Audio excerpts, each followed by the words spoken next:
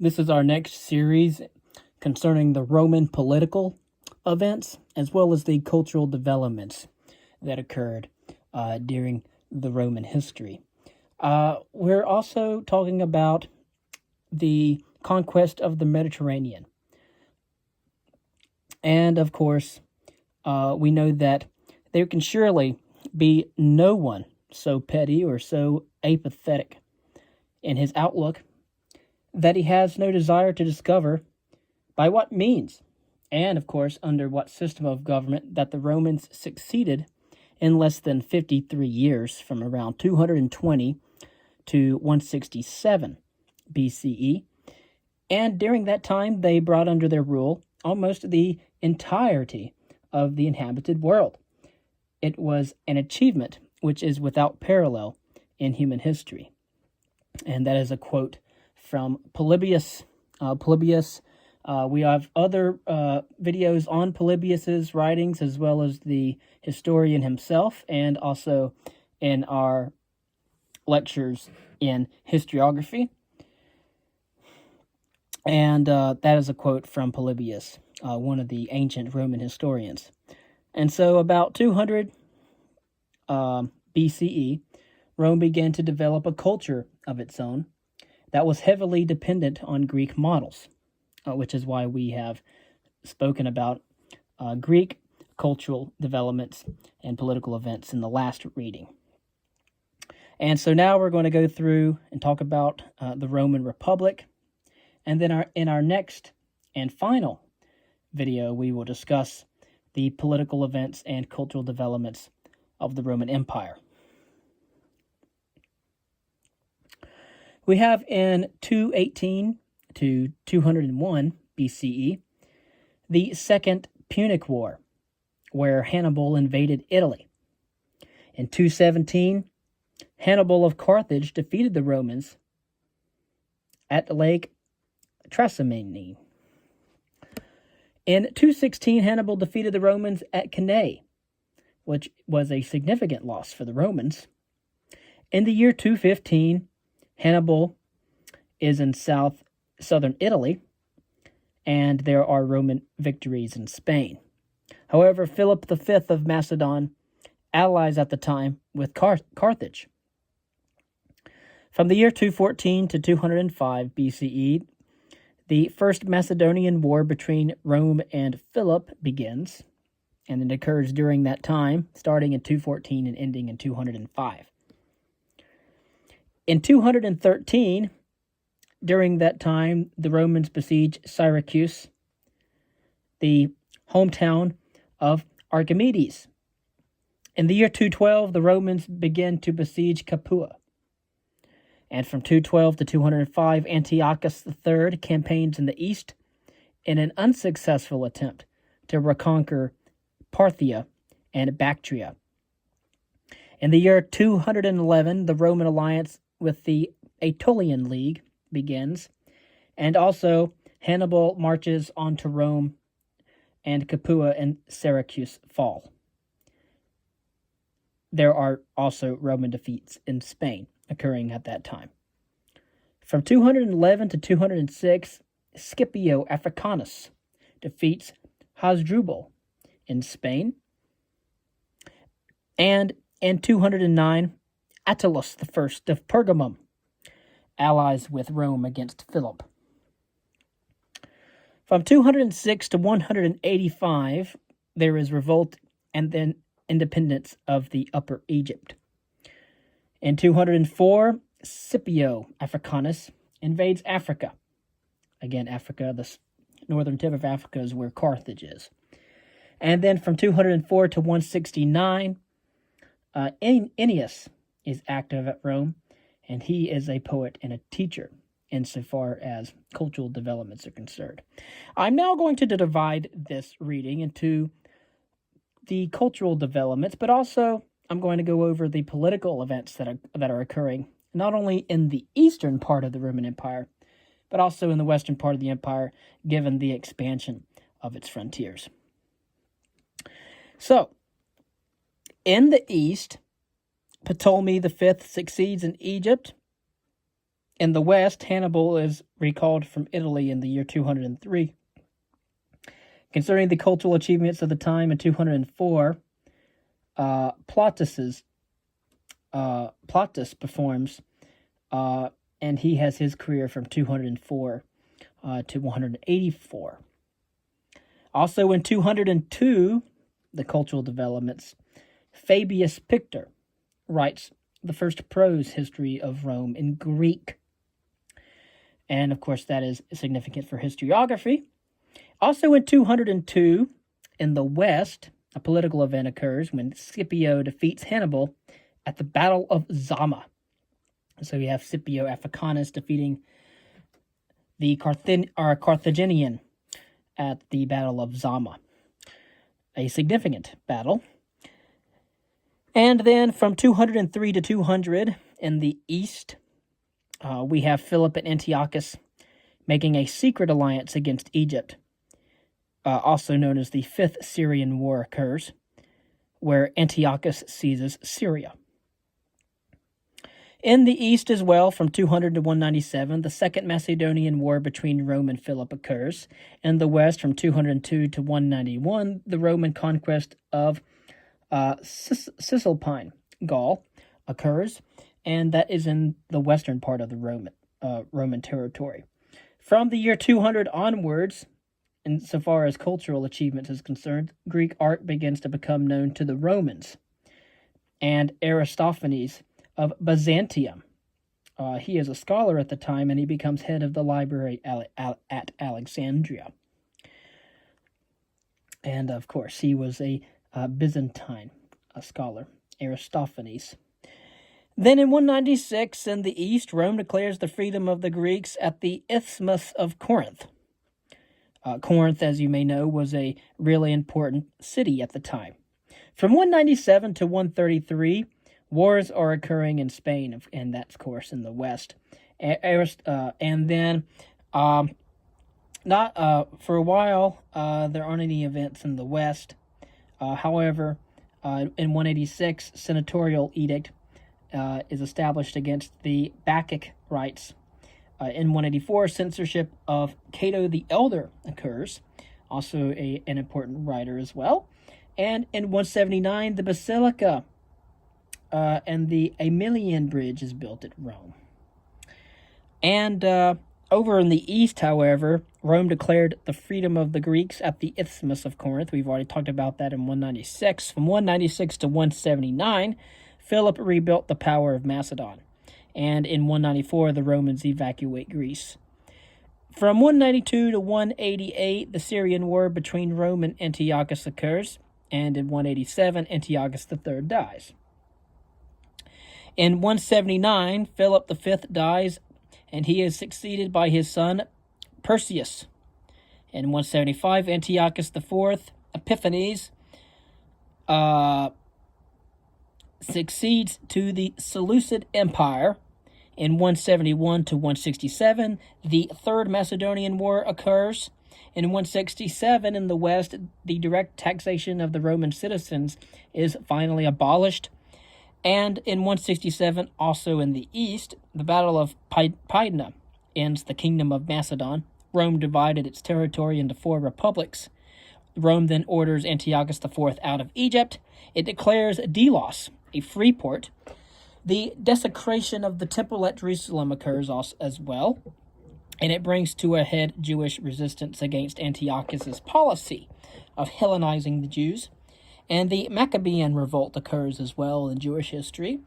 In 164, we have the death of Antiochus IV, and the book of Daniel in the Hebrew Bible is composed. Also occurring a little bit earlier, Polybius the historian is arriving at that time in Rome from 166 to 159.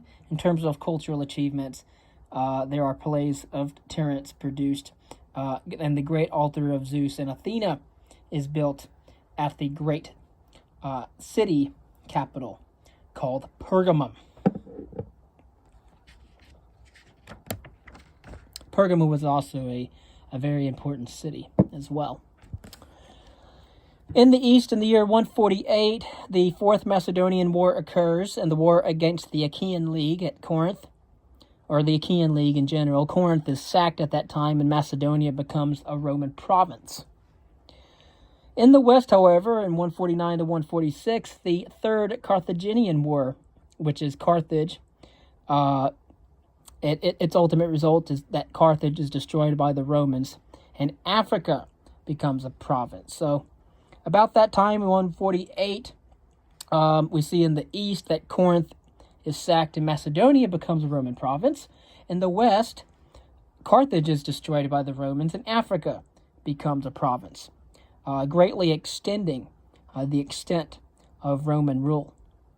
Insofar as cultural developments and achievements are concerned, we have still the academy going on. The head of the academy comes to Rome on an embassy and introduces the Romans to philosophy, and that's Carneades. In 150, Agatharchides of Cnidus is a Ptolemaic geographer, and he flourished during that time. In 149, we have the publication of Cato's History of Rome. And, of course, we have things at home and abroad, as well as cultural developments. Concerning the late Republic of Rome, the history of this period is indeed the history of Rome Domi Militaicae. At home and abroad, Rome exploited ruthlessly her control of the Mediterranean world. Her generals led her citizens to ever richer conquests.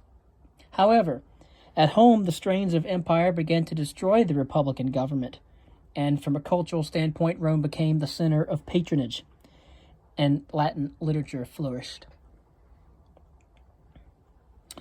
In 145, Aristarchus, the scholar and head of the library at Alexandria, as well as other intellectuals, flee from Alexandria at the time on accession of Ptolemy, at the accession of Ptolemy the Eighth. In 144, Panaetius. Panaetius was a Stoic philosopher, and he existed from around 185 to 109. He arrives in Rome at around the year 144.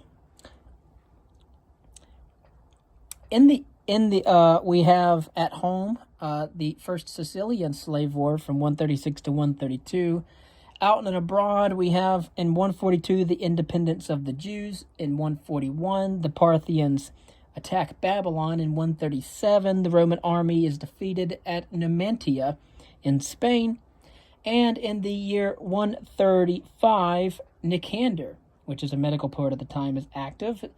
And in the year 133, we have at home the tribunate of Tiberius Gracchus. And you've heard also about the Gracchi brothers. In 133, Attalus III of Pergamum bequeaths his kingdom to Rome, and it becomes the province of Asia in the year 129. In 133 also, we have other Roman historians working at that time, and of course their works cover Roman history down to the year 146. We also have Roman satirists as well, and so we're seeing great flourishing of Latin literature at the time. In 125, over at home, Marcus Flaccus proposes enfranchising the Latins. In 130, out and abroad, Antiochus VII dies fighting the Parthians. In 123 to 122, as well as in 121, over at home, the tribunates of Gracchus, and of course the first use of Senatu Consultum Ultimum is used to authorize the massacre of Gracchus supporters. In 121, Gallia Narbonensis becomes a Roman province. And from around 120 to 110, the Temple of Fortuna is built, a circular temple in the form Boarium at Rome. In 118, Polybius dies, and soon after that temple is built, and then in 118 to 117, the Roman campaigns in Dalmatia occur. In 114 to around the year 110, there was a series of Roman defeats, and after that, Cicero is born in the year 106, known for his speeches and his political rhetoric.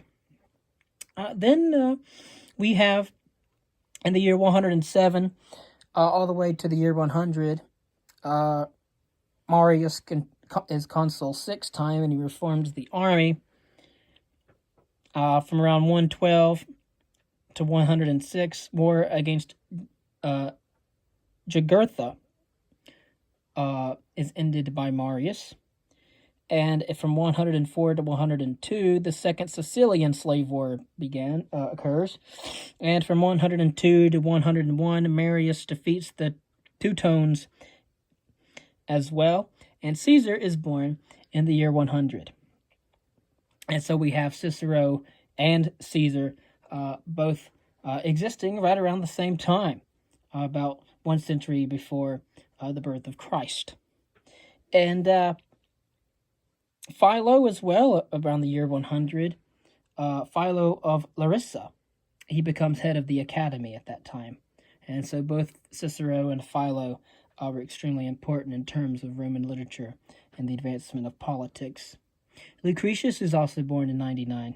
And in 95, we have some of the earliest epigrams in Greek anthology. And from 91 to 88, there was the attempted reforms of Livius Drusus to lead to the social war between Rome and her Italian allies. Rome defeats the allies by force and gives offer of citizenship. And then in the year 88, Sulla, we have Sulla marching on Rome. From 88 to 85, Mithridates, the sixth of Pontus, massacres Roman citizens over in Asia, and he seeks to free the Greeks from Rome. Antiochus of Ascalon becomes head of the academy at Athens at this time, and Philo of Larissa leaves for Rome too. In the year 87, Marius seizes Rome, but he dies at 86, a year later. Also in 86, Sulla is over in the east, and he captures Athens in Greece as well. Brings that along into the Roman territory. From 87 to 51, Posidonius is a philosopher, but he's also a historian and considered a polymath at this time. He's active over in Rhodes and Rome. Posidonius. And then in the year 84, Catullus is born. And Sulla returns to Italy in the year of 83 to 82. A civil war breaks out. And from 83 to 82, we have the second Mithridatic War. And of course, if you studied over in the world religions courses, you'll learn all about Mithra. But anyway, we still have a couple more events to go through. At home, we have some more political events going on at home and abroad. At home in Rome, we have Sulla appointed the dictator of Rome from 82 to 80.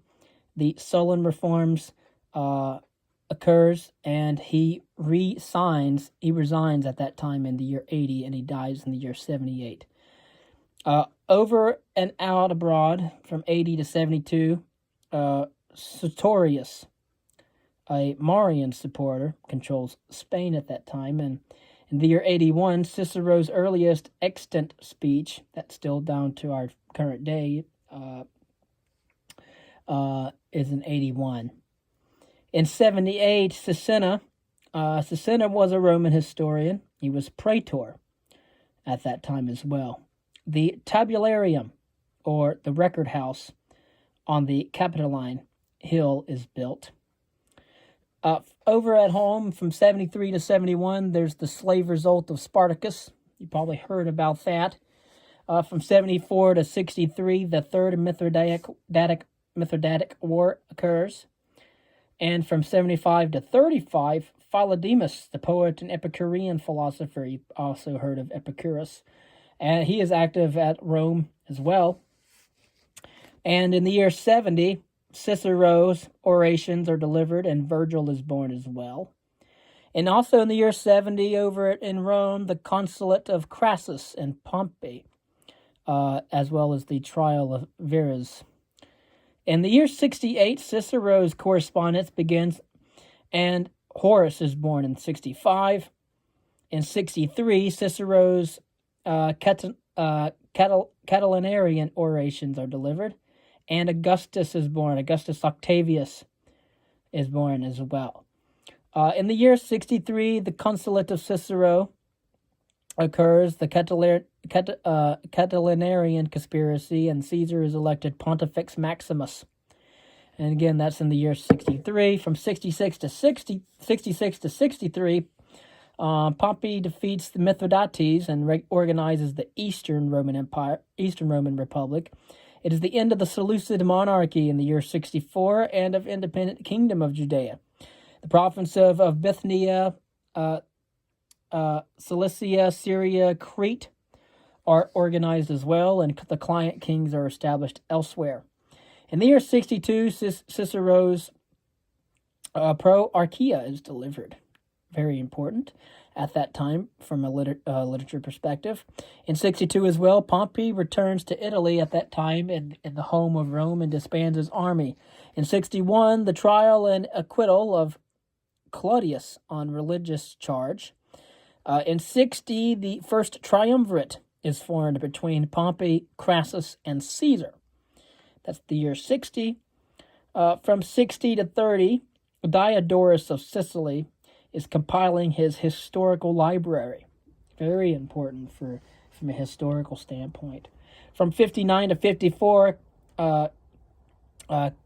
Catulus's poems to Lesbia are written, and of course, Lesbia is not to be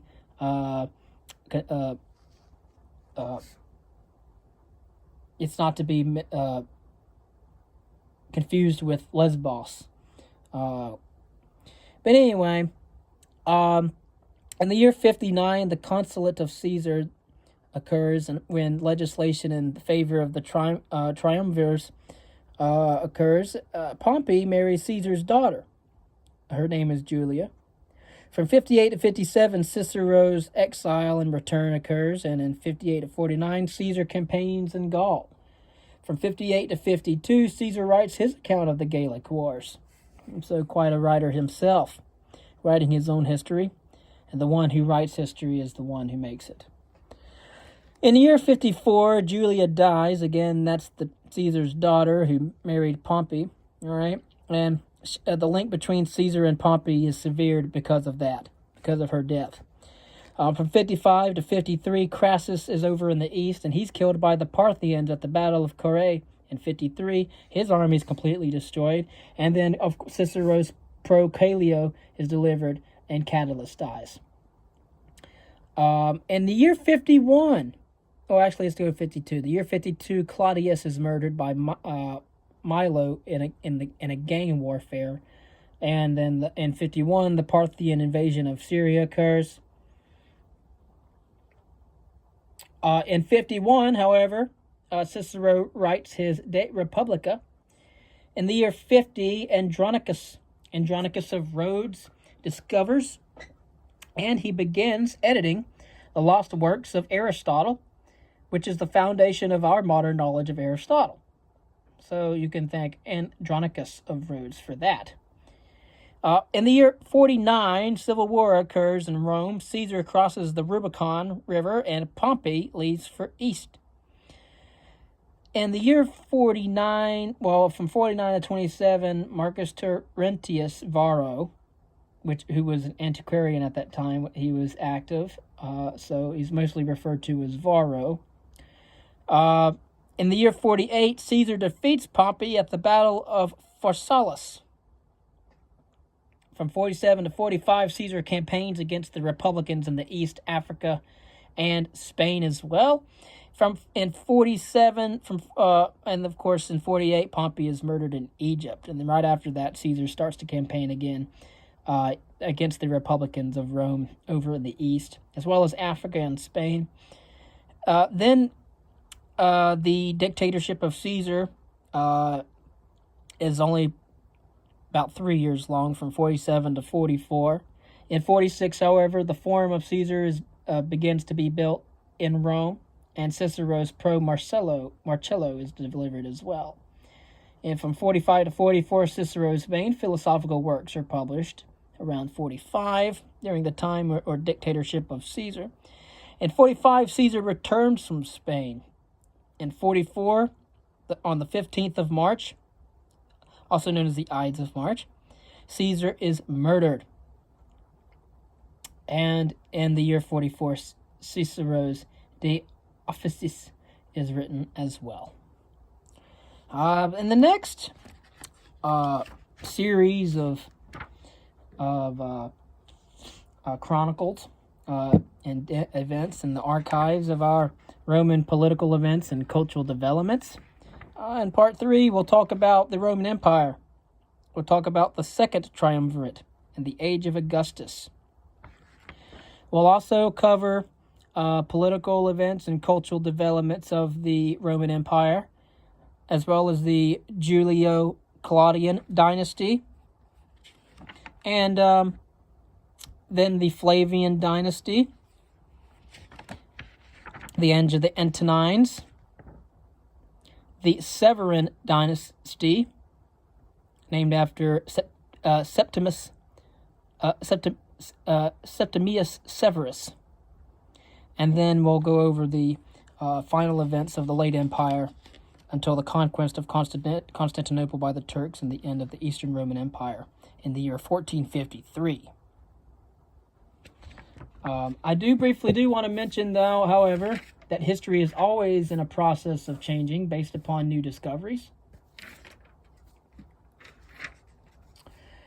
And my writings have mainly concerned the Greek history, and they have been covered already, starting with the 7th century BCE and ending with the Fourth Macedonian War, or the war against the Achaean League. The city of Corinth is attacked, captured, and plundered. Corinth became a Roman province in 148 BCE, as we have already mentioned. These writings, however, concern a general chronology of pertinent events, both politically and culturally distinguished, starting with the period of Roma's kings from 753 to 534, and ending with the political events and cultural developments of the Severan dynasty from 208 to 229. The Severan dynasty in the year of the 3rd century BCE is extremely critical because they led to 50 years of anarchy from 235 to 284. And during that period of time, Rome would see 20 imperators, which is Latin for emperors, before being ended by the reforms of Diocletian around the year 300. Again, that's at CE, Central Era, or AD, Anno Domini. It is the reestablishment. Again, this is Diocletian's reforms. It signaled the reestablishment of central power, and the Tetrarchy is founded as at that time. And of course, the history does end with Justinian, who ordered the closure of Plato's Academy at Athens. And yet the stories of Greece and Rome continue down to the present time. However, they continue as republics. In the next part 3 of 3, we'll again cover the political events as well as the cultural developments that occurred during the vast history of the Roman Empire. Starting with Augustus, or Augustus in Latin.